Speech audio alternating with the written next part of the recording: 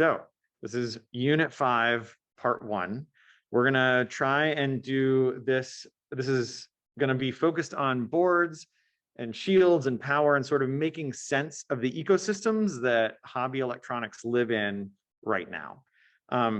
Because your experience with electronics and the current state of electronics could be vastly different. And so it's good to get a sense for where they are, because certainly these things, like in their current state, are not at all what I was taught when I was going through school were electronics. And they're not even what current state standards encourage us to teach kids about electronics, which is kind of mind-blowing to me as a high school science teacher. And so we're just going to try and make sense of some of these things, put them into context.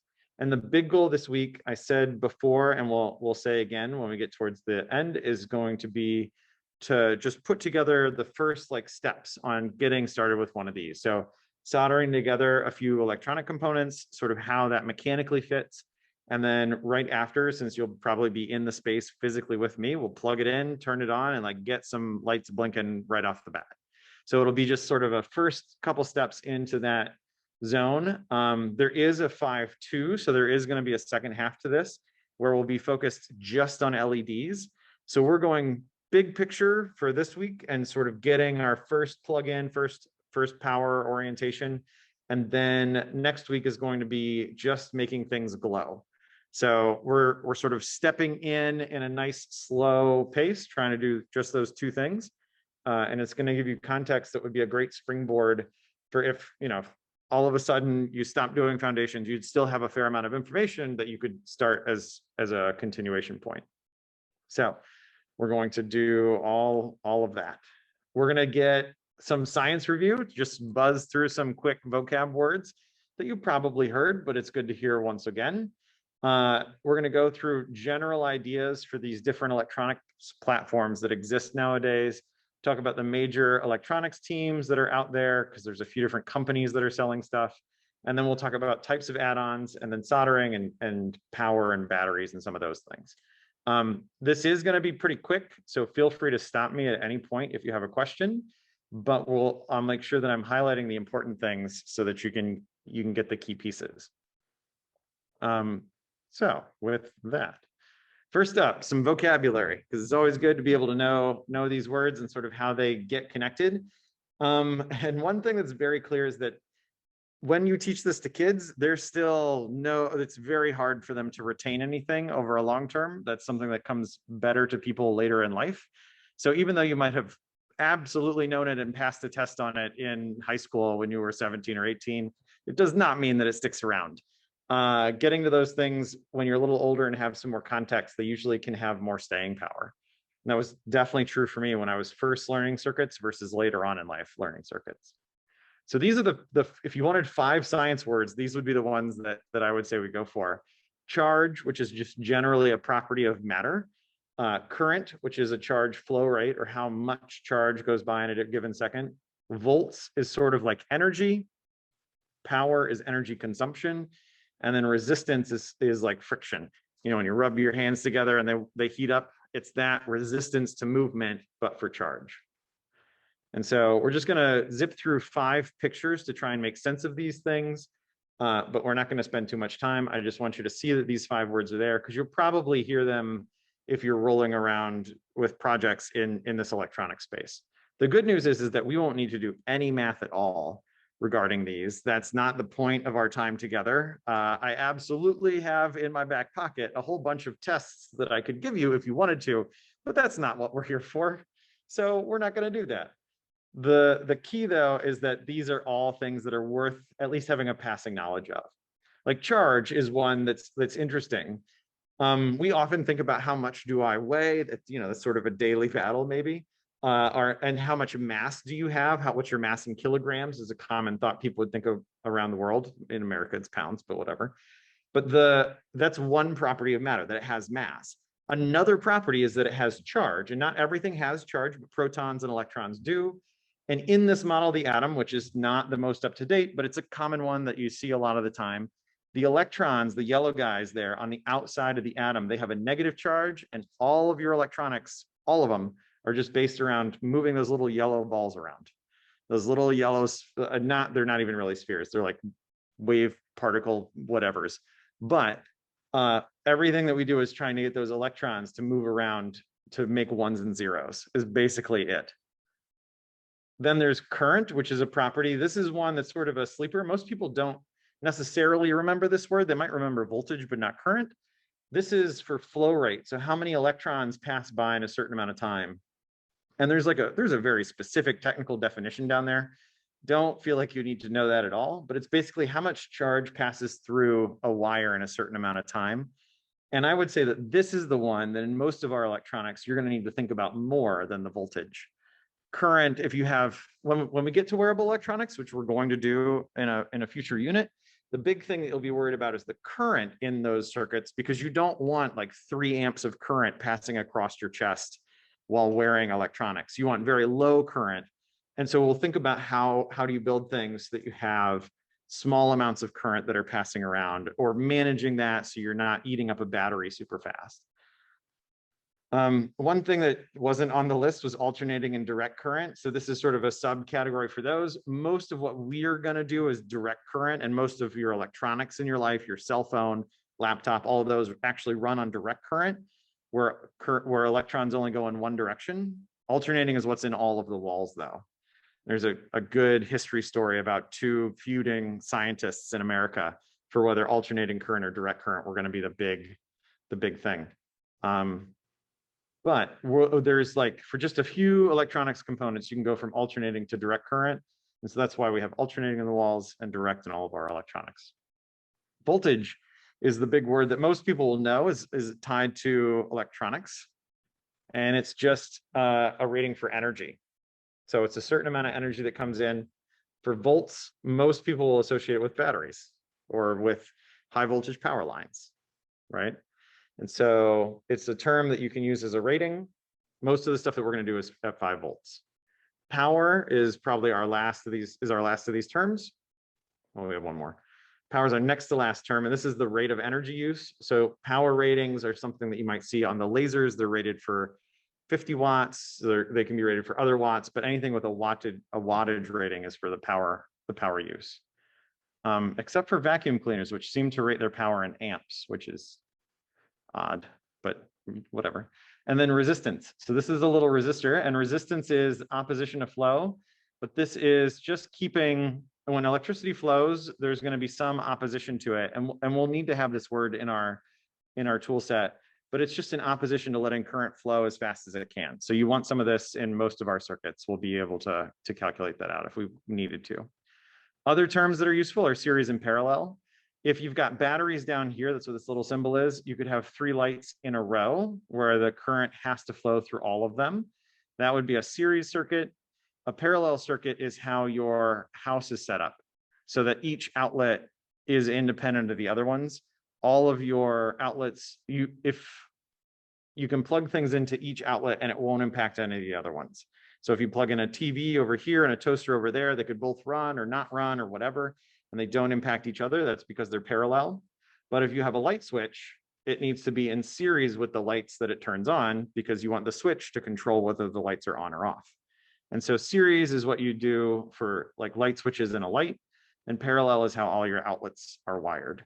This is going to be useful just if you're building circuits. For us, it's just sort of a useful one to know that these terms are out there, even if you need to go do some legwork to figure out which one you're looking at. If all of this is exciting, you want to know more, here are 4 videos that are called Crash Course that you can watch that will walk you through with fantastic graphics, lots of better definitions, and they do a great job of really highlighting these ideas. Although we're just going to click right on by. So the big thing about circuit planning and circuits in general is that most of the time they just fall into this sufficiently advanced technology to seem like magic for lots and lots and lots of people. You know, we're constantly surrounded by electronics all the time, and if you're very savvy to how they work, it may feel totally reasonable and planned.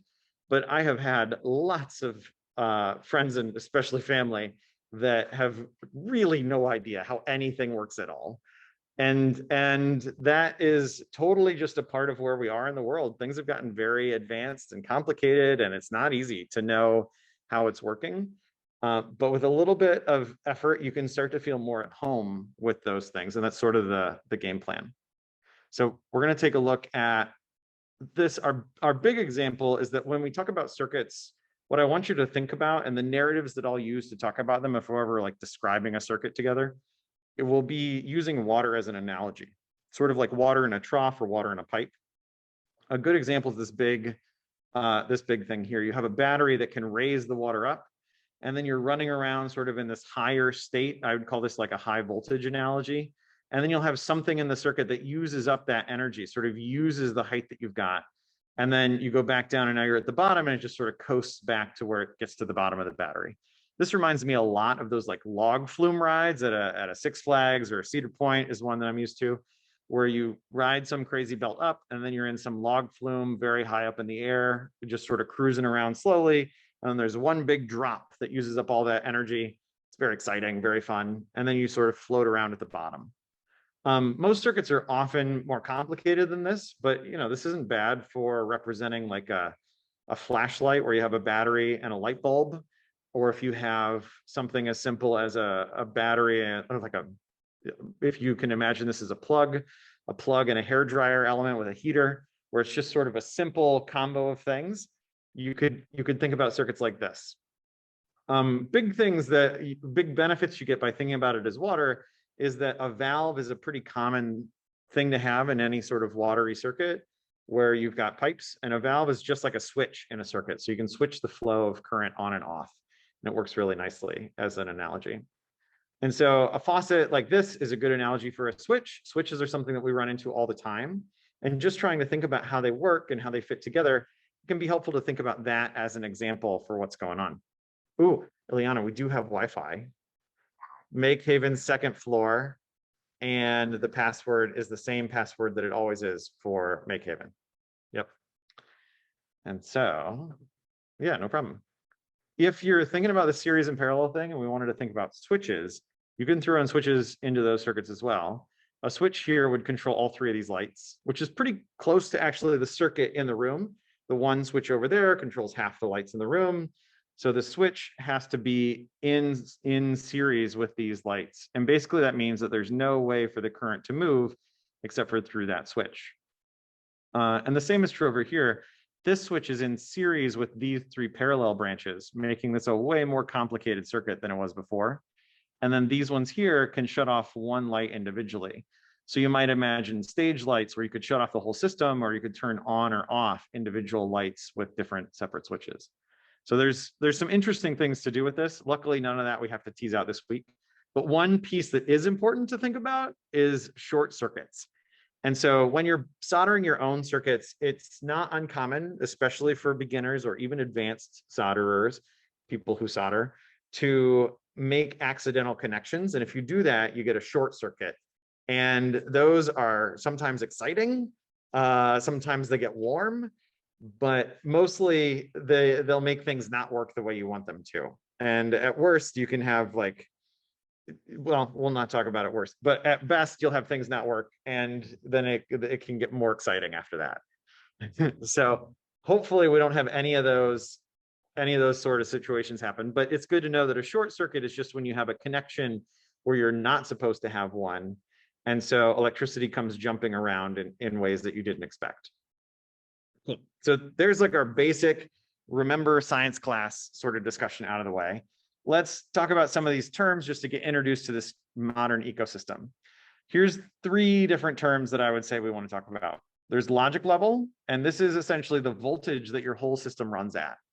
And so we don't need to think about voltage or do any math with that. We just need to know that the Arduino, this little thing right here, this runs at 5 volts, the same that your USB port runs at.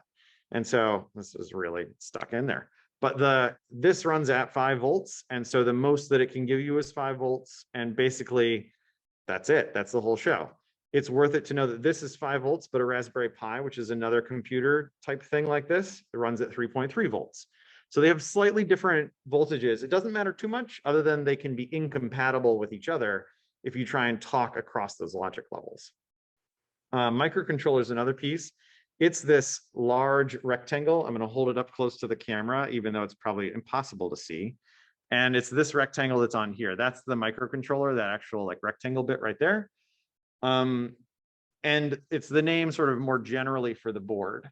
And a single board computer is more than this. This little board in Arduino is basically all there, so you can get to that one chip in the middle. But a single board computer, which is Raspberry Pi, or darn close to the current versions, the brand new MacBooks are really getting close to single board computers internally. But those are ways to have just a simple circuit board with a few chips on it so that all in one shot, it's a whole computer. And so this is a little bit more advanced for beginners. So we're going to try and stay out of the single board computer land. We want to think about microcontrollers mostly. And so if you're going to buy one of these things, what are the teams that you're going to land on? Arduino is a big one. We're going to stay focused mostly on Arduino, but this is an electronics platform that was invented by a team of 4 people, 3 Italians and a Spaniard. And they invented this little thing so that art students at the College of Design where they were working could make interactive art projects like over the course of a weekend, that you could learn this that fast and that you could use it that quickly. So you could have projects that actually respond to people in the room looking at your art, which was the goal. And it's been broadly successful. These are used all around the world. They have a relatively cheap price point and they're completely open source. So the ones that we bought are actually not name brand. Sorry, Arduino, if you ever watch this. But the key with this is that these are very accessible devices that you can use to do lots of things. They're pretty much the same as like the brain inside of a Keurig machine, where you're thinking about just a couple of buttons, nothing too crazy or complicated, and a few simple outputs. But it was an Arduino that was the brain of the first popularized 3D printers. And so it's pretty powerful in addition to being fairly simple, which is really a pretty amazing thing that it can spread that gamut. Raspberry Pi is more like a tiny computer, a cheap one that you'd let your kid play with. And if they completely destroy it, you're out $30, right? It's that sort of a thing. And so those have tons of appeal. There's very good educational content for the Raspberry Pi because they're used all over the place in England as a teaching tool. They've set up entire labs in lots of British schools so that kids can learn with the Raspberry Pi. Adafruit, if you haven't been on Adafruit's website, you should probably stop listening and go to Adafruit's website right now. Actually, I'll just do that with Chrome. Oh yeah.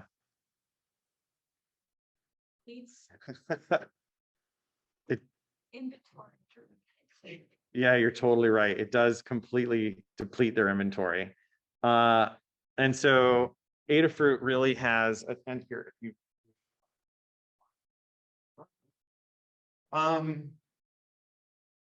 Adafruit is a New York City-based company. Lee Moore-Fried started it. She's Lady Ada, if you want. She's got pink hair, is on YouTube like 3 different times a week, just talking about electronics, whether it's her newest products or giving out tutorials or having a show and tell that's online on Wednesdays where you can just show off cool stuff you've made. It's a really fantastic community. They make their own unique hardware and then they have tutorials for how to use it. Like it's a really incredible platform. And there's definitely people in MakeHaven that are just using straight off of their website stuff to do. And it's a great way to learn. They have tons and tons of content. So if you really want to dive down on the vocab that we started with, you can absolutely learn it all through their website. So there's tons of resources that are there. They've also got their entire own platform for Adafruit Featherboards, which are like Arduinos, but slightly nicer. So the big thing, if you're trying to make sense of these 3, Arduino is the most raw and hard to break. In Arduino V laptop, I've seen Arduino win. So it's a really it's hard to destroy an Arduino. They work really well. People have launched them into space to do work out there. They're exceptionally robust. And so they're super useful and you can make all sorts of things with them. But basically there is sort of a limit. 3D printers is about as high end of processing as you can get with an Arduino. And beyond that, you're going to need something with more processing power. Adafruit's Feather is a lot like an Arduino. It's usually got a little bit more brain power to it, especially the newer ones. But they have less pins, less like access. These are the pins on the stripes down the sides. And so you'll get less of those on an Adafruit Feather, but they do have creature comforts like battery management. So you can plug in a battery pack and it will be able to charge through that board. It'll manage that. You can do a lot of stuff. And you can write in MicroPython, which is another, it's a different coding language than an Arduino that some people think is friendlier. Whoop. And then Raspberry Pi is really great at putting anything that you want onto the internet, or if you have something with a ton of processing that needs to happen. They just came out with a brand new board that's about the size of that's about the size of an Arduino, or maybe a little smaller, that is pretty solid as a computer. It's not going to be great, but it can absolutely manage watching high resolution videos on YouTube, which is wild. So these are getting smaller and cheaper and all sorts of stuff. But they're able to do a lot of different processing things. And this statement of probably not a real-time operating system is getting, well, that's very technical, but probably getting less true this year from last year, where Raspberry Pi isn't going to be super great at doing a few tight timing things, which is like LED strips. They're not as good at running LED strips. Here's 3 more. We won't go into nearly as much detail. Microbits is a super fun one. If you find all of this very intimidating, Microbits can absolutely be the way to go. You can code those with just some blocks that you drag around on screen and then say click you click in a browser and it outputs your code and you just upload it to the thing and it runs. It's kind of amazing how much those are easy to use. The BBC designed them for education. And they cost about the same as an Arduino. They're a little less like usable in the broadest sense, but they're super easy to get started with. CircuitPython is what Adafruit uses for their, increasingly it's what they use for their projects because Python is a bit more readable than C++. It's not really hardware, but it's a very useful thing if you're willing to have a little bit more expensive hardware to make it going. And then bare chips. There's a few people who every year we'll meet that are excited about doing their electronics just with a bare chip, no board. Like take the chip out of this thing and just use that on a breadboard and solder it into your own thing. You can totally do that. Arduino is like actually ready to help you with that process. But you can buy and program your own bare chips without needing any of this other infrastructure if you wanted to. So even if you've got one of these things, they don't do much on their own. They just sort of sit there. So what you need are add-ons to make it all work. There's different classes of those. There's shields and hats. There's breakout boards and bare components. So if you're working with one of these platforms, one of the 6 that we just outlined, 5 or 6 that we just outlined, these are the things that you're going to need in order to give them sort of an extended ability to do something. So we'll go through these in order. First up are shields, hats, and wings. Arduino, and they're all basically the same thing. They just have different names based on their branding. So Arduino calls them shields. And you all got these little baggies, which are what is going to be your goal for this week, which is just to solder this shield together. So this is an Arduino shield to go with the Arduino that you were given. It's got some components on there. And I designed this. So I designed and ordered these. They were shipped last week. We got them in. And then these are all the components to go along with it. Oh, well, here you go. So they're pretty hardy. But these shields just sit on top and they add some functionality to it so that you can get your thing to do more work. We can get it in a minute. So shields for Arduino, hats for Raspberry Pi, and wings for the Feather, which is kind of the punniest one of those. It's an Adafruit Feather, and then their wings to add on to. But these are basically things that you have to have solved solutions to problems. And so the ones that are up here, this is like a breakout board. This one adds Ethernet or internet to your Arduino. This one's for controlling motors with an Arduino. Some of these down here, this is a Raspberry Pi just to have some lights on it. This is, I think that those are relays. So if you wanted a Raspberry Pi on the internet and connected to switches to turn lights on and off in your house, like full power lights, you could do it with something like this. But these are just a great way to take some very specific task and find a solution for it with one of these electronics platforms. They're a great way to get started if you wanted to do different stuff. Then there's breakout boards. These are a little bit smaller. They don't live right on the electronics, but they can add in features. Like this one lets you have an SD card. There's this one over here that looks like it is some sort of a visual input. You've got one that will just add USB. There's some down here. This is for driving more motors. This is to go between logic levels. This is an audio output. This one's for like seeing if you've got, or does that say humidity sensor? Yeah, I think so. And so there's different versions of breakout boards. This is for driving motors. This is for driving like lights and things. This is for tracing or for following lines. There's all sorts of different breakouts that you can buy that then would work across platforms. So you can use these also, and they're usually sold by Adafruit or SparkFun or a few different companies, and there's instructions that go along with them. So you follow those instructions and you can use them in different fun ways. But you can also, if you're really going in hard, these are easily the cheapest way to go. In your bag, there's a bunch of bare components. The reason why it comes like this is because it's so much cheaper to buy them bare. And so we buy these bare components in bulk. And when we bought, I think I bought 1,000 resistors, and at that scale, they're less than 1/10 of a penny a pop. So they're very, very cheap when you buy them in that size. And so if you learn how to wrangle electronics at that scale, and you don't need to for foundations, I want to be very clear, you don't. But if you were to do that, you can get access to much cheaper components for electronics. And then you can also get to SMD components, which are the highest technology stuff that is brand new. So you can get absolutely high-end new things if you wanted to do that. And you can also get to data sheets and stuff that give you all sorts of documentation. But the goal for you is going to be figuring out how to solder this week. And so you'll be soldering different things onto that breakout board just to sort of feel how that works. We're going to work with solder that looks like this. We're going to basically have a solder station that's pretty similar to this down here. We'll be using a pen and wand. There'll be a pen stand and a solder station. And we'll be soldering a through-hole board.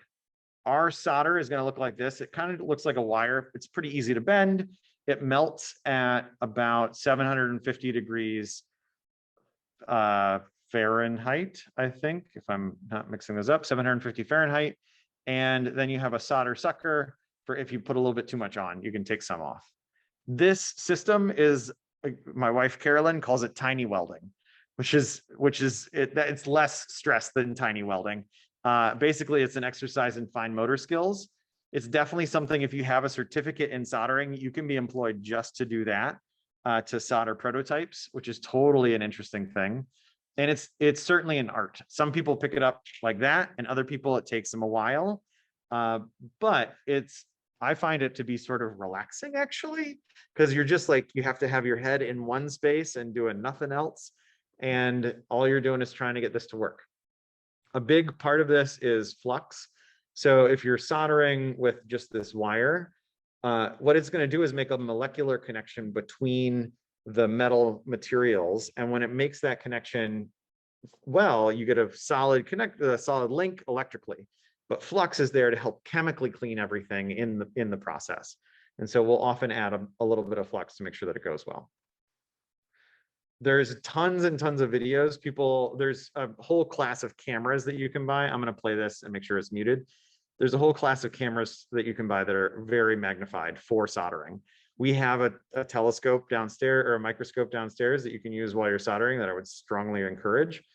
But there's lots of people with those cameras that are making videos like this one on what soldering is, how it works, what it looks like. And so you can see if someone's soldering, like this is Great Scott, and they're just heating up the pad and the pin, and they add in a little bit of solder and it melts right to it. So they've got, let's pop into here. This is with that microscope. You can see sort of the solder wicking up. So you can solder, you can desolder. That's what they're doing here. They're taking some of that solder away. And so all of this process is fascinating to watch. This guy is particularly good at this bizarre style where he makes solder bridges that brings electronic components together. That's not necessarily the way you want to do it always, but he is really good at doing that. So he sticks to that format. This is for through-hole stuff. Then there's also surface mount soldering where everything just lives on the surface. In the kits that you have, we don't do any of that, but it's another way that lets you get access to smaller parts. Like this is a super, super tiny thing. They come in tapes and all sorts of tiny details. But this kind of soldering is something that's, if you get good at through hole, you can level up to surface mount soldering.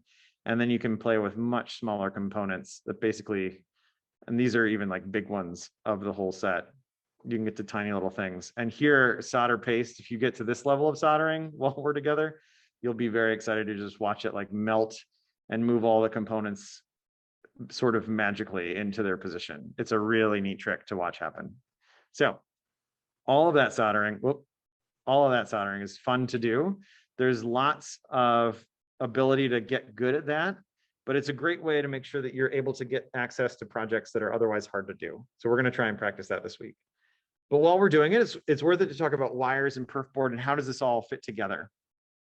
So let's talk a little bit about wires, because most of our projects in here are going to take some amount of wiring.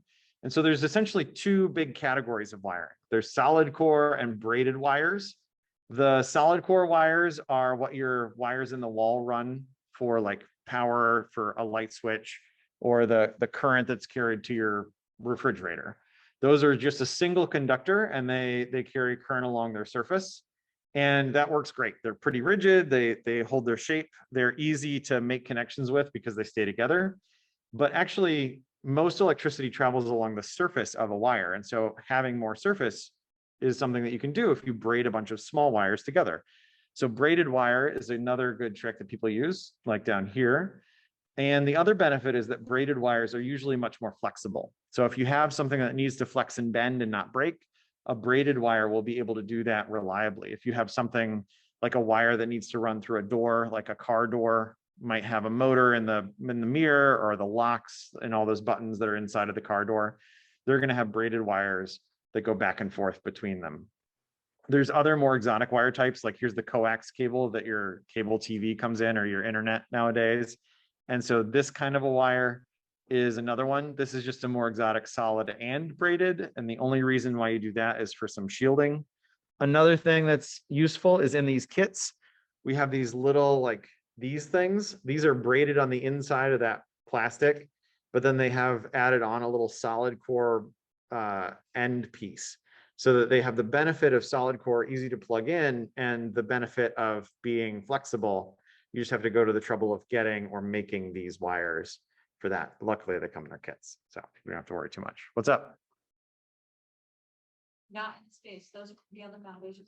Yep, for everybody who's not here, these will be available. They'll be available there. Oh, and I see that there's some chat. The foundation shelf is in the back, and so that will be available. It's in the back room. We can show you where that space is. Any of the like employees of MakeHaven, they all know where it is. So when you come in, you can just ask and we'll make sure that you get directed into the right spot. And that'll have the Arduinos and these kits for soldering. Also, I'm going to be here. We'll get to this in a second, but I'll be here tomorrow, Tuesday, Thursday, and Sunday to help with soldering, and I'll be able to direct you to these kits so that you can get access to them. Cool. So continuing on. If we're thinking about circuits in general, trying to make sense of what's going on here, I like to think about this continuum of circuit development. We're going to play this week on the high end. We're going to do an ordered PCB where the design work was done on software. We ordered it from a place that would make it, and then we're just going to put it together. That's the best experience. So we're going to start you off in the nice end of electronics to get started. But then it's really a progression. So if you start off, the first idea I would have about a circuit would be just sort of a sketch or a diagram. And then that sketch or diagram is a starting point for everything else. From there, you might use a breadboard, and in your kits, there are breadboards for you to play around with to make electronic connections. Next week, when we're doing LEDs, we'll be playing with our breadboards a lot, trying to make those connections ourselves without getting anything without as much support from a circuit board. A perf board, you saw that in the video, that you can use things like these to make one-off circuits, where if you just need one of something, or if you need maybe three of something, you could use a perf board. You don't have to be as strict about your design work. You just put the pieces in, bend them to the fit that you need, and then solder them in place. Another really interesting use case is a milled PCB. This is a circuit board that I made on a CNC machine in a fab lab. So you can absolutely do that and have your own custom circuit boards brought from regular just copper board, that's something that we can totally do in the space. Well, I haven't done it, but I really want to in this space, not at MakeHaven yet. It's on my list of things I need to check off here. There's totally acid etching, and that works probably nicer. The CNC is useful for doing it quick. Like it happens in 10 minutes. The acid etching is like developing a photo by hand where you need a design, then you print it out onto like a paper, you transfer. It's a lot like developing a photo.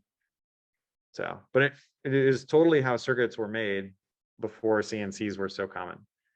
But we're gonna just stick to this ordered PCB land because it makes it nice and easy. These boards that we have, they take solder so nicely. It's a great first experience. These are a pain in the butt to solder too. So we're gonna stick to the nice ones. And then another thing that's worth talking about before we get to the end is wall power and batteries. Lots of people, if you want to make electronics, you're going to think about how do I make this cool robot that will drive around and it'll do all the fun things. And that usually means that you're going to use batteries, and batteries are great, but the battery inside your phone or your laptop is very managed. Many people put a lot of effort into making those batteries work. And if you're trying to do your own project based on batteries, it's probably not going to have been as closely engineered. And it's hard to identify how important that is. But if you're doing this, my recommendation will be for all of your projects, start off without batteries. Batteries are really incredible devices, but they have their own complexities to them. Whereas if you have one of these wall plugs and you can run your project off of that for all of your testing, it's much nicer. We have a power supply downstairs where you can dial in exactly what voltage you want. And you can say, like, if you get this much current, stop giving power so that it doesn't fry anything. Like there's some nice high-end solutions for that. But I would do all of my testing with that before I move on to a battery. Because batteries, you need to recharge them. Some of them you can't recharge. Some of them, you can be surprised at how quickly they get eaten up. If you have a short circuit, right, it could just drain a battery really fast and the whole thing starts to behave weird because the battery's low. The big thing about this is that batteries have like a hard to find rating, a C rating. It's called their C property, and it's the amount that they can dump current out for the voltage that they have. The only people who really know about that rating are like drone racers or RC car racers, because they need to know how much current the battery can supply to see how fast they can push the drone or push the RC car. You don't ever think about that with like your TV remote because it draws so little power that like it doesn't matter. Or some engineer thought about it and made sure that the Game Boy running on 4 AA batteries would last just long enough that people wouldn't be upset about having to replace them super often. So batteries are tricky, but good. There's tons of graphs to go along with batteries. We're just going to skip on past this. But if you're really curious about it, you can totally find graphs like this to learn more about batteries and how they fit in with projects like you want.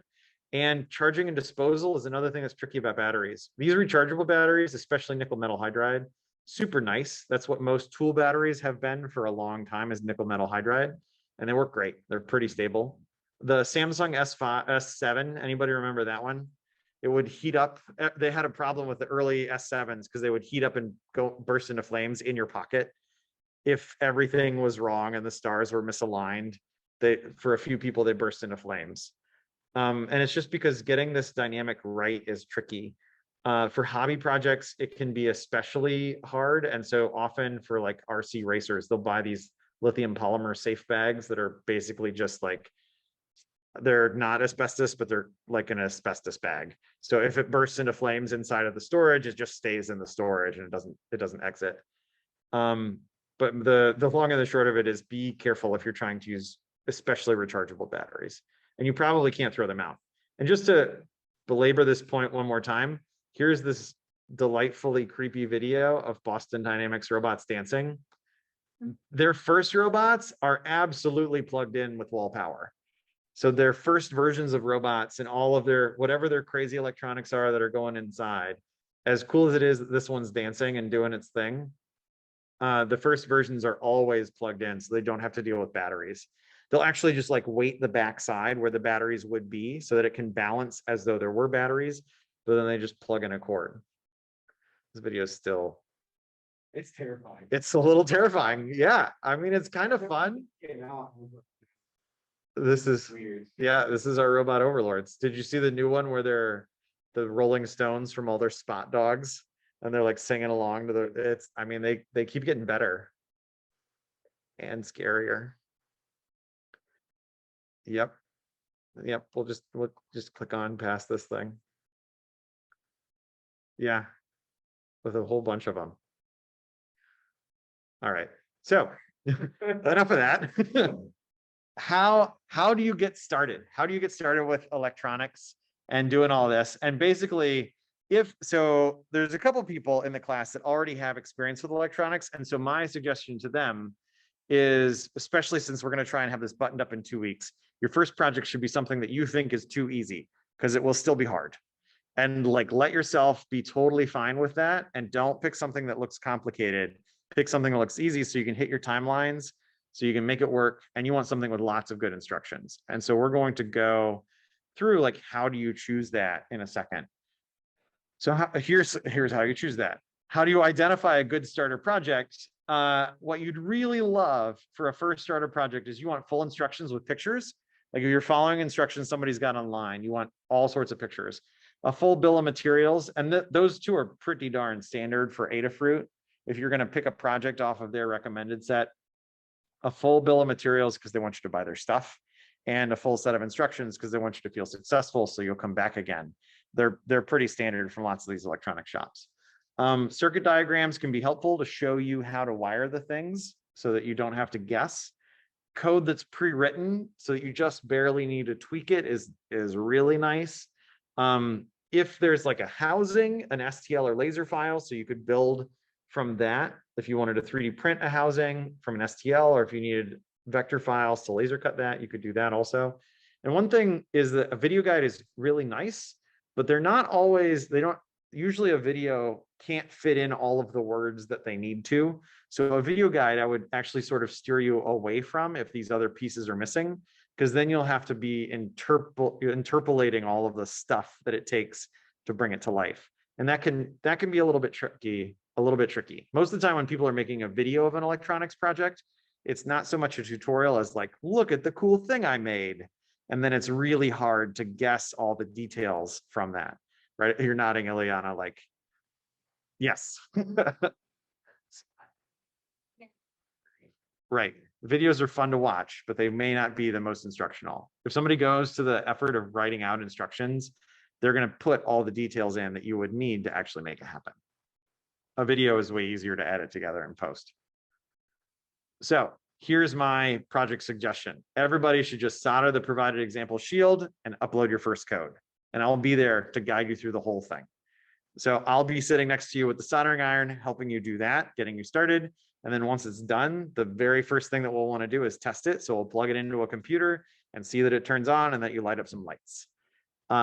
It's like a afternoon.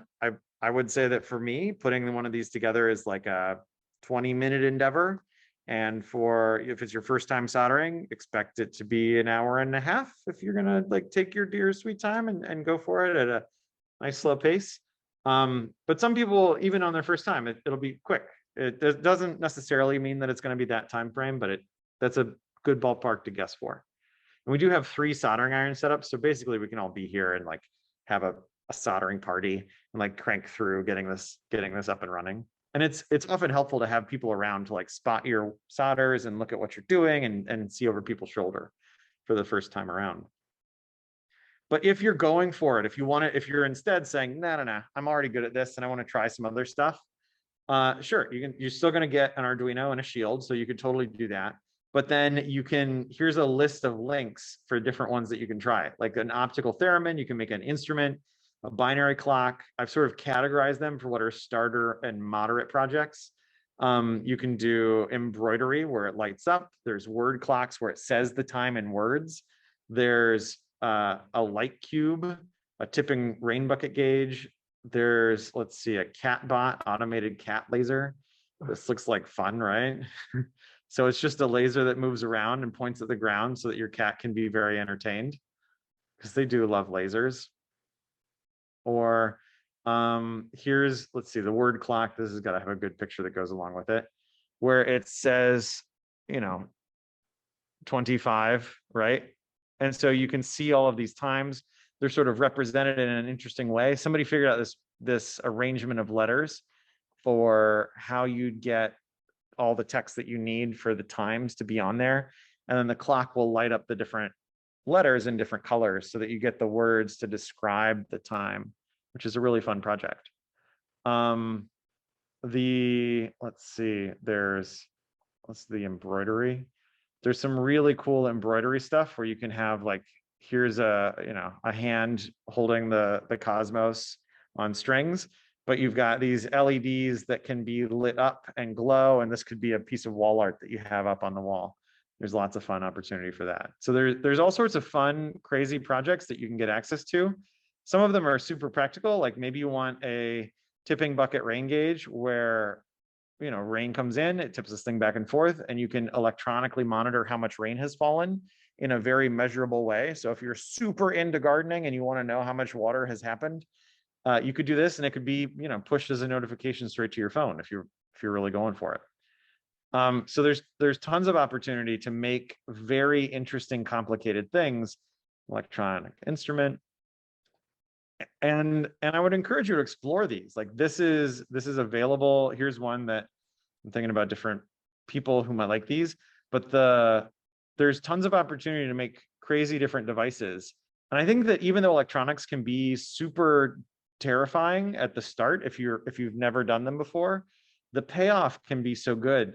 It's like the closest thing we've got to magic, where you can just sort of will into existence this thing that moves on its own, or that lights up, or that sends messages to people. It's kind of like it's really nonsense how much, but like how fun and funny is that? It's that's a lot. That's just a lot. But it's the closest thing we've got in the space to making actual magic happen, is being able to will something like this into existence, to have it move, to have it bring whimsy with like just a few lines of code. This wouldn't be a terribly complicated one to make. But it's got a little Arduino, a DC brush motor up top and 2 servos, and a little cup of bubble juice.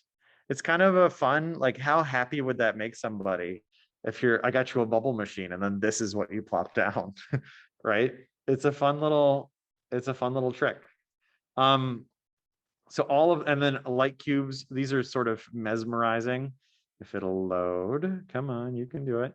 Light cubes like this, where you have a bunch of LEDs in a 3D volumetric display, where they can light up and fill in. You can have small ones, you can have big ones, but these you can have go through animations. Here's the 4x4 light cube, where you can have animations play across those LEDs, and then you get weird, like, wild display things. So there's all sorts of opportunity for fun, interesting projects from an Arduino or a Raspberry Pi or whatever. And learning how to wrangle that is really a valuable skill, but it takes some effort. Like, I'm not gonna try and sugarcoat it to say that it's super easy. Even when you're following instructions, there's some complexity to that, but you can, this is instructables, right? This is a full set of instructions for how to build one of these cubes. And so if you follow these instructions, in theory, you'd be able to get access to the idea, or you'd be able to build yourself one of these things. And so whether it's 4x4 or 8x8, you can get some crazy fun animations going, where it's, how fun would that be to have sitting on a desk or in a table or on a, there's tons of cool opportunity for that sort of thing. So these are projects that you could do. My suggestion for early projects, use a platform that less than 50 LEDs, because it keeps the power simpler. Brush motors and servos are super nice. 0 to 2 libraries would be helpful. If you have a ton of libraries, they get really complicated. We can get into what that means later. Don't use batteries. Go for DC adapters if you can do it. And then easy-ish things that you think you can understand. Those are all important details. But the big thing for you this week is to build a project, and it could be your Shield, I've got code that goes along with the Shield, so we'll solder those together, upload the code, and you can play around with just what's there. So you can start to just tinker with the first steps of what's going on. When we get further, it'll be good to have something that you can play around with to have immediate feedback. Yeah. Is there documentation anywhere about how this goes together? There sure is right here. Okay. Yeah. Documentation for how that goes together is right here. And so this picture is available. There's an example one down in the space, so you can stare at it and make sure that yours looks exactly like that one. This photo is totally available.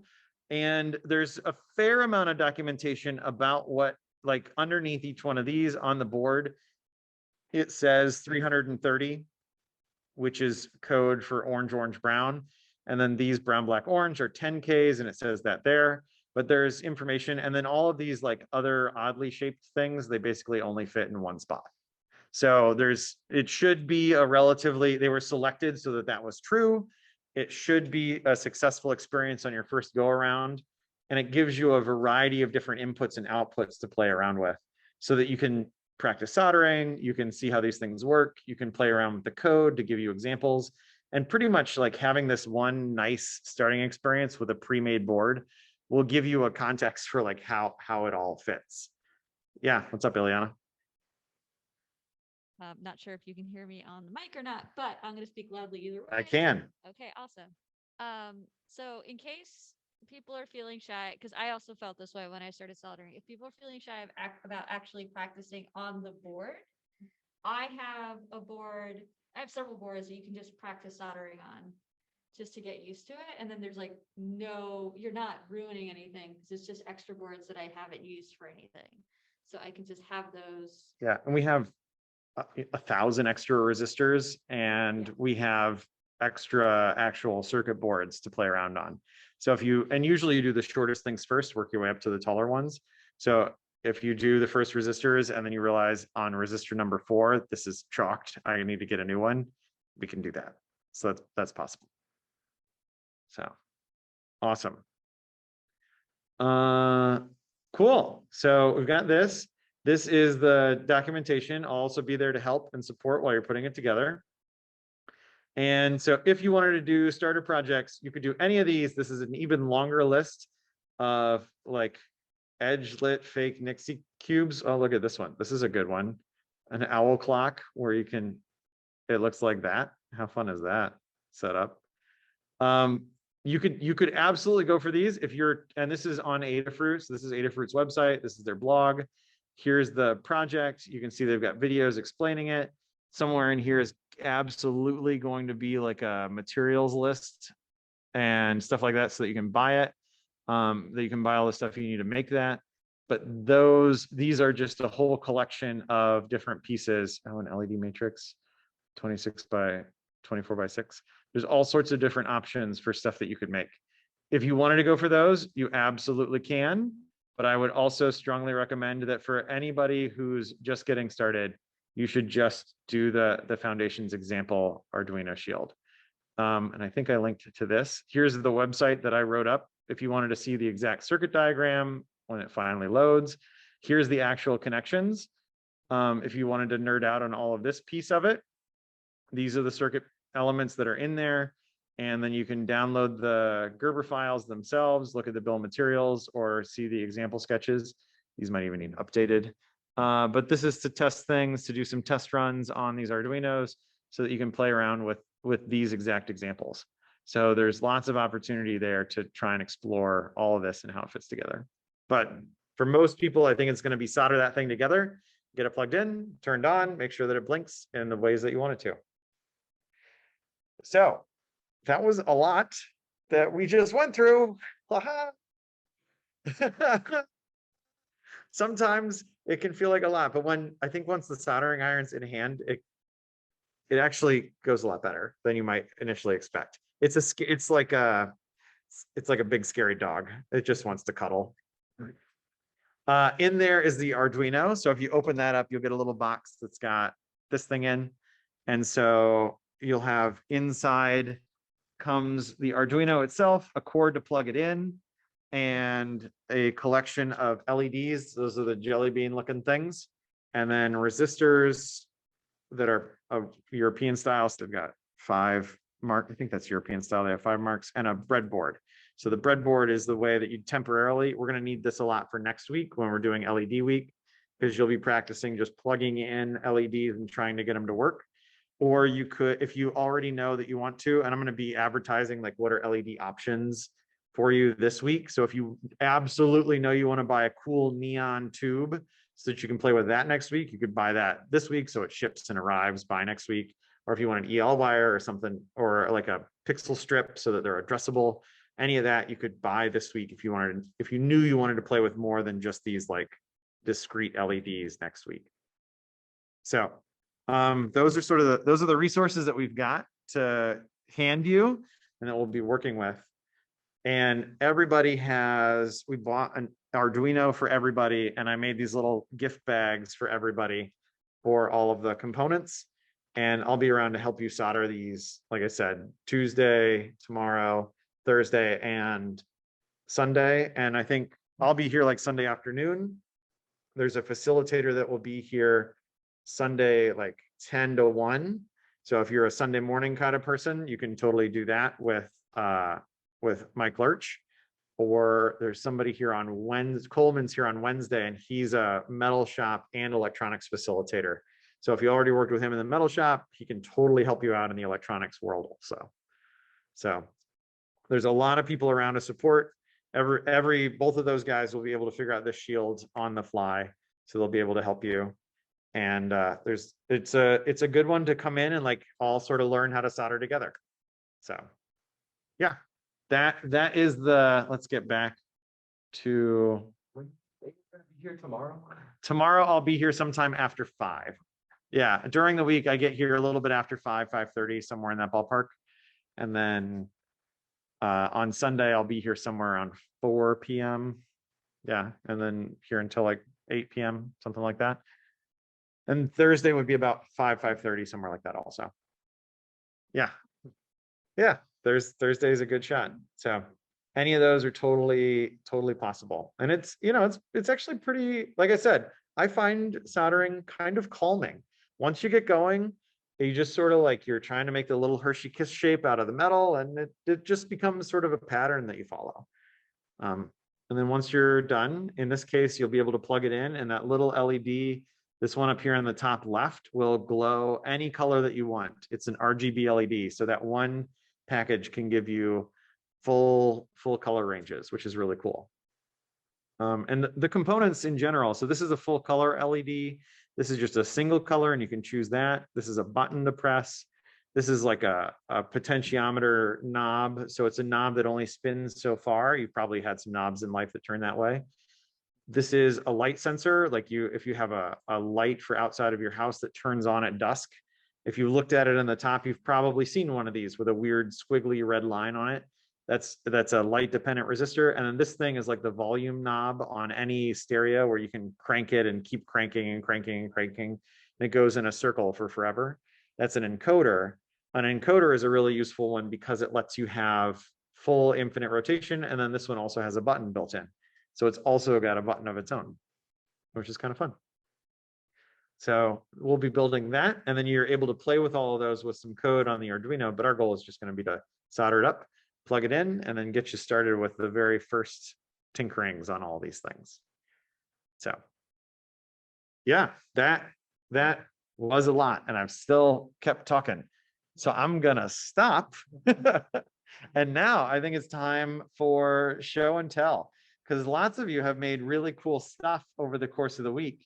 And I'm super excited to hear about what all sorts of things you guys have made, whether it was through sewing or textiles or quilting or whatever it is that you did. And there's tons of different opportunity to see what that was. Let's see. So we can either do it with, I'm gonna stop my screen share, get people up here on the screen. And we can either have the people who are at home share, or we can have the people in the room share. Ileana, what do you think?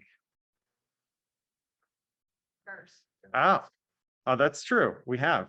So maybe it's time to switch it up and do the people who are at home. So Renee, I can see that you're physically there. Would you like to be the first one to share what you've been up to this week? Sure. So I made this tufted pillowcase cover. Oh, So that's so fun. it's I did all the tufting, the color. I don't know how well you can see the colors actually. Let me turn my brightness up a little bit. So it's like green and dark green and cream, and then it's like an envelope style pillowcase. So I just have like an insert inside, and then that way I can like change it if I want. Um, and I had never used a sewing machine before this week. And I actually am still not badged at MakeHaven, but I have a sewing machine at home that I learned how to thread and figured out how it worked and followed a tutorial and just like made this thing. And some of the hems were like super messy, but I think by the end I like kind of figured it out. So I'm just like excited to have a project by the end of all of it. Yeah, that's awesome. I really loved your colors and how that came together. I would have, and you were tufting before we even got to the class. I'm Yeah. amazed. One, you're getting better and better at that all the time. And two, like you just picked up sewing to go along with it. Uh, I think that that's going to be a powerful tool set. I would love to like see that pillow in person and like feel to feel it. I'm Yeah. sure it's very cool. nice. Plus, it's not easy to sew through all that. Ah. Yeah, it's not easy to sew through that stuff. So, did you sew like how was the sewing from the fabric of the backing to the tufted top? Did you have to do some of that by hand or was it pretty easy through the sewing machine? It was fine. It really wasn't that bad. I did figure out that I needed to cut a bigger piece of fabric than I thought that I needed because the pile height was so tall. Mm. And so it was really tight. And I was really scared as a beginner because as I was pinning my piece to sew it, like there were parts where I didn't have a lot of like leeway. And I was Oh, super got it. scared. But it ended up working out. So it was just I would say it's a little weird, but I also have no frame of reference. So I don't really know. Yeah, that's all right. And honestly, with almost all these projects that we're going to do all year long, the weird things you'll notice are much more than the weird things that anyone else will notice. If you hand that pillow to someone, you'll be like, "Look at this cool pillow I made." They'll be like, "This is great." They won't have any sense of all the little imperfections that you can see. So that's awesome. What a nice practical project. Yeah, great job.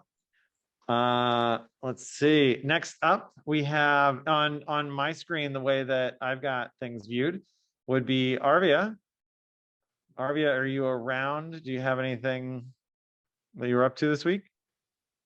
Yeah, I'm here. I did not do my project. I can show y'all the chair that I will eventually finish. Ooh. And let me turn my camera on. Oh, that's me. How do I turn my camera around? Okay. Oh, that's weird.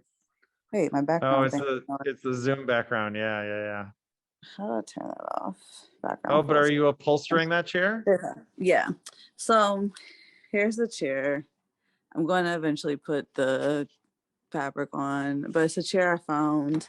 It's really cool. It has like a little brass thing there. Yeah. But eventually I'm going to finish it. I wanted to make a patch, like on the CNC machine, but I just didn't get around to it.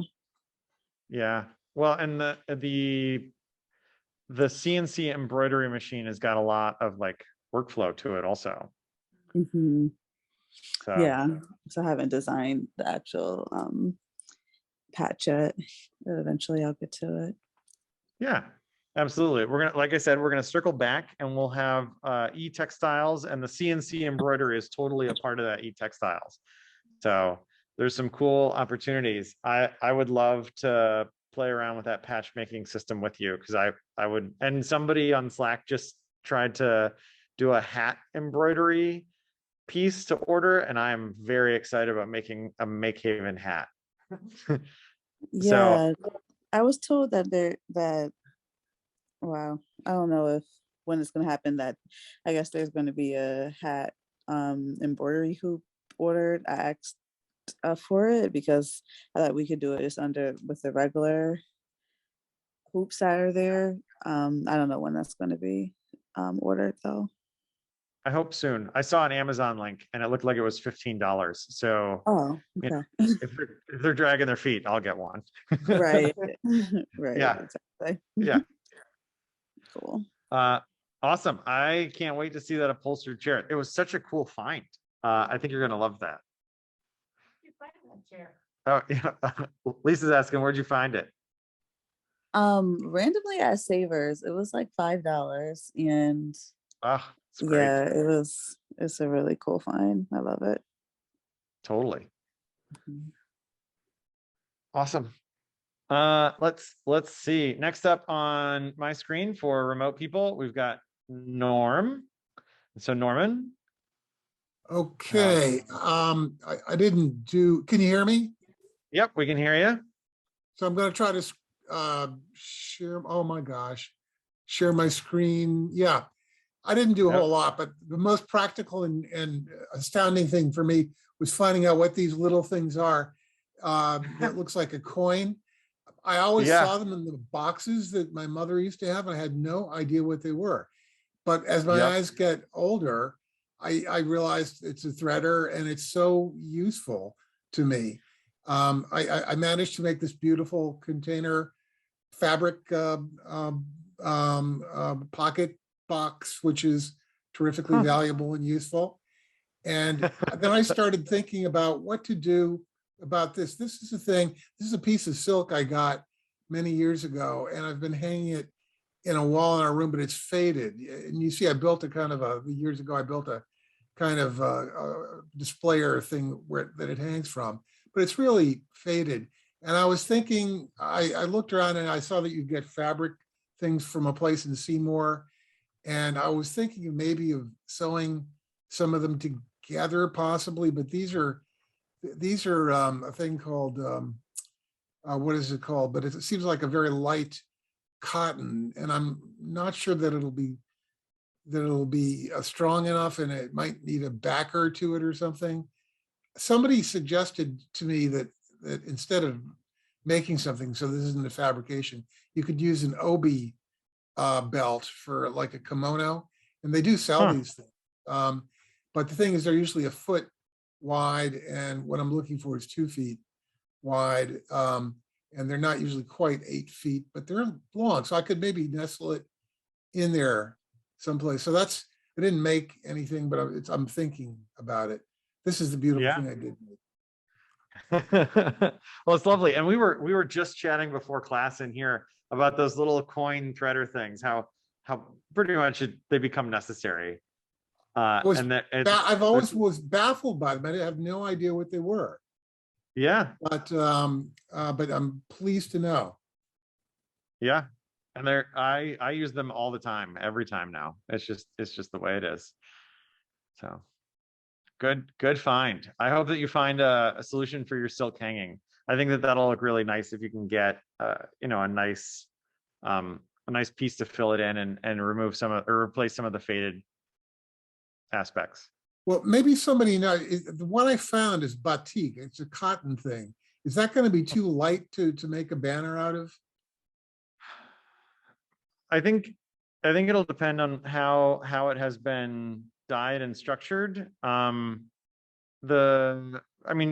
sounds like it's not going to be too dissimilar from curtains, and curtains can be made out of just about anything. So I think that you're good to go with whatever you want. And so I would just go for it. If you find some fabric that you really love, I would just do it as a hanging. Well, And- that's and- ongoing. Okay, thank you. Yeah, absolutely. All right, let's see. Next up, we've got Seenam. Are you around? And Yes, hello. okay. Can you guys hear me? Yeah, Yes, great. Well, I have nothing to show you because it's been a crazy week. I'm still at work. Sure. I'm about to leave. I'm actually going to leave right after I say my piece. Sure. But hoping that I can actually, I didn't get the chance to get badged. That was like a problem with just the timings didn't work out. But this week, it's electronics. I hope it's going to be on the easier side for me so that I can go back and do some sewing that I didn't get to do last week. And that's that for me. yeah, cool. Yeah, everybody's gonna have busy weeks sometimes. And so hopefully you got a lighter week ahead of you. Hopefully. Yep. Your engineering background, I would guess that you've probably done some soldering in life, right? Yes, yeah, quite a bit. Yeah. You'll whiz right through this board, so you'll be good to go. I think Cool. so too. I think I might come in tomorrow, get the soldering done, and then see if the rest of the week I can work on the sewing. Cool. Awesome. All right. See you, Seenam. Have a good night. Later. All right. And then let's see. We got Eliana still on there. All right. Now we can have the people in the room do their sharing, and we'll switch around. I've got some.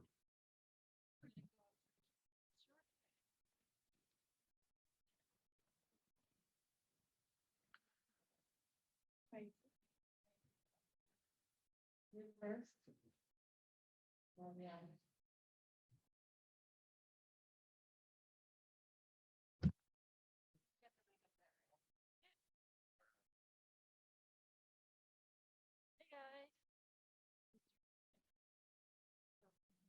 I made an apron because I don't know, I thought that it was something nice and easy to do. And also because I want to be here and I want to protect my outfit. Yeah, from getting dirty or whatever. So maybe it was all made from scraps. And I used some runners here, 2 pockets here, another pocket here, and cute button. Yep. And this with different trim. This wasn't so easy, but this side is much better. God, it looks nice and solid.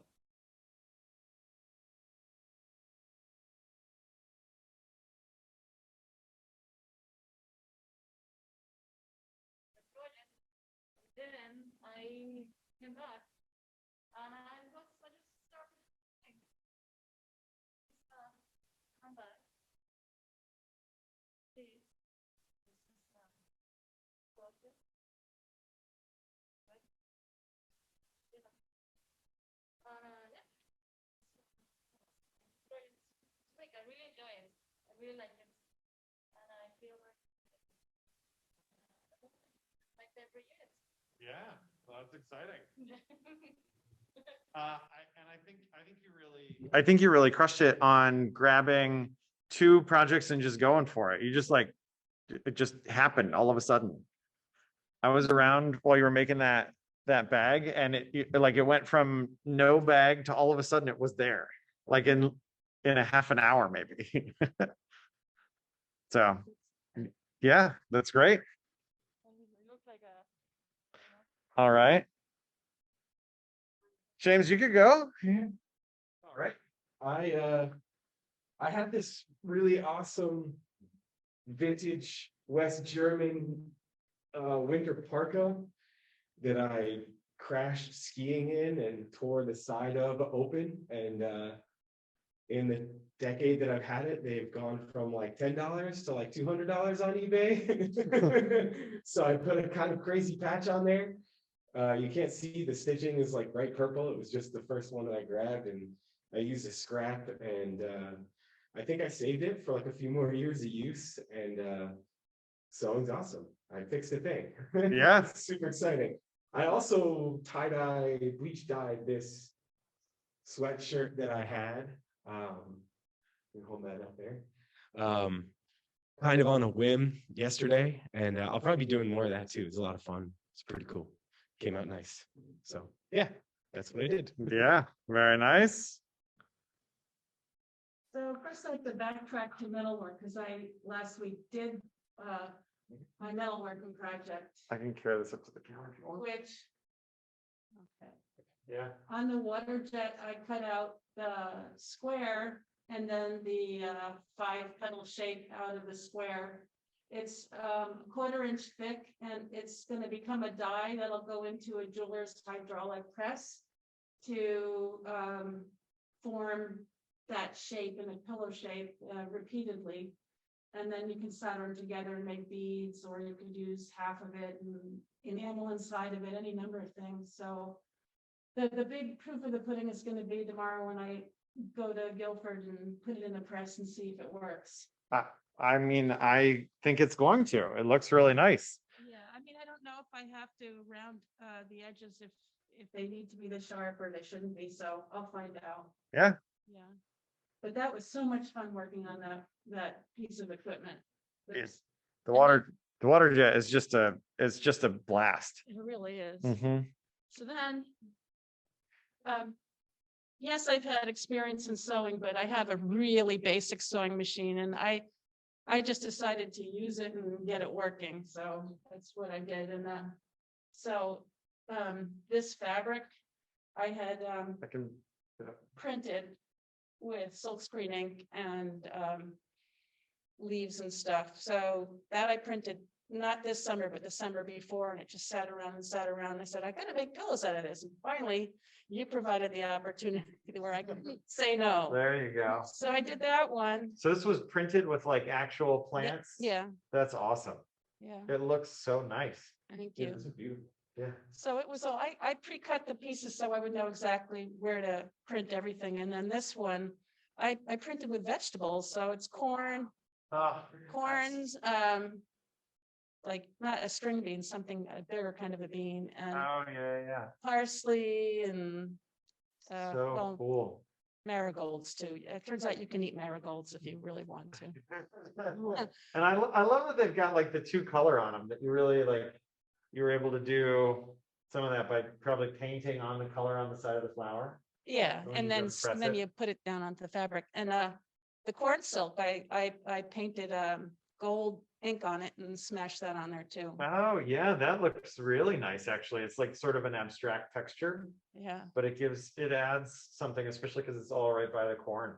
yeah. How fun. So, but I had to work out how to do this, because I had bought the pillows a while ago when I thought I was going to make these, and I had cut the fabric properly to size for it, but then I had this idea I wanted to put cording in there, and Oh, I thought that would take up more room than I had. So what I did was I sewed the first pillow, didn't put the cording in, stuck the pillow in and realized I had extra room. So then I was able to do it. And so that's that. Yeah. And then that's such a nice look, Yeah. that cording. I'm Most- gonna need someone to hold this Oh. while this is also something else that I do, and I just did it today. So, Whoa. it's there, you can try. So it's a scarf, and that's the right side. Okay, so that's cyanotype on fabric Wow. with the real plants. Huh. And it was sunny enough today and so I did that one at the right time of day, and then I was feeling good and I went and I did another one. And as the sun begins to go down lower, there's a big difference in how long you have to put that in the sun. And I do it one half and then another half. So Sure. on that scarf, one half is darker and the other half is lighter because the sun got too low in the sky. Yeah, I mean, it's still really Yeah, nice. It's incredible how much detail you're able to get from those flowers in that piece. Yeah. Like, that's just wild. Yeah, it's what I work for. I mean, you just never know. It's like once you know what plants and what flowers let the light do that, Huh. then I know I could do that again, but it's hit or miss. You never know. Yeah. And also what fabric, that's cotton. And then this one I did, this is, I did this one the other day, not today, but that one's silk and there's a little less nuance in it, but there's still some. Oh, yeah, but it's such a bold, but the colors like are more bold, right? Yeah. Like, Right. but there's still some like this Yeah. particular one. I'm gonna put this right by the camera. Like that one is delicate and beautiful, and like That's The a hydrangea. yeah, the shading right through the petals Yeah. is incredible. That and the rose shows it. Yeah. Well, let's find the rose. Yeah. It all depends what you put down. Like a leaf generally won't show a lot of detail. It's Well, but even for the anatomy of a plant, the Oh, leaf yeah. is supposed to absorb all that light, exactly right? right. So the leaf isn't gonna show much through, but a right. flower petal isn't doing the same job for the plant. Yeah. That's it. That's incredible. Thank you. Yeah. Well, that was a fantastic show and tell from everybody. I really am excited now for when we circle. Like, I'm excited from all the cool stuff that you all did. It's incredible. I'm really excited when we circle back and get more textiles time in to see how this will be expressed when we look at it from another perspective, when we do textiles and also electronics to go along with it, how this creativity and this sort of a vessel that we tapped into can be used to express other things. And definitely one of the neat things about MakeHaven and the space more broadly is that if you've got an interest in textiles, there's lots of ways that you can circle that back through and get it reapplied into all the stuff that we're doing.